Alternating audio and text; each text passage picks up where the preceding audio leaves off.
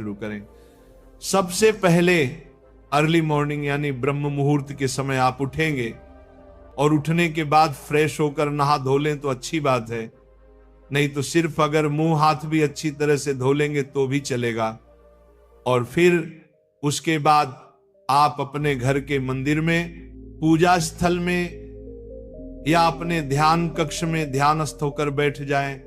ध्यान रखें कि वो जगह ऐसी हो जहां से बाहर की प्राणवायु भी आपके कमरे के भीतर प्रवेश करती हो, क्योंकि इस विधि को हम प्रातःकाल ब्रह्म मुहूर्त में करते हैं। अतः इस समय आपको शुद्ध प्राणवायु की जरूरत रहेगी, तो ऐसे स्थल पर बैठना है जहां पर खुली हवा आपको अपने रूम में आती रहे। और जब आप ध्यानस्थ होकर बैठें तो कमर सीधी करके और गर्दन सीधी करके दोनों हाथों को घुटनों पर रखकर बैठ जाएं। इसके बाद मुट्ठी बंद कर लें और पहले 2-3 मिनट अपने मन को शांत करें और शरीर को स्थिर करें। जब आपका मन शांत हो जाए, शरीर स्थिर हो जाए तथा श्वास सामान्य हो जाए, फिर आपको अपना ध्यान अपनी आज्ञा चक्र पर लेकर जाना है। आज्ञा चक्र यानी कि दोनों भौहों के बीच में जहां पर हम तिलक लगाते हैं या स्त्रियां बिंदी लगाती हैं, उस स्थान पर आप अपने अवधारणा को, अपनी अटेंशन को लेकर आएंगे और वहीं पर पूरा समय आप अपना ध्यान बनाकर रखेंगे।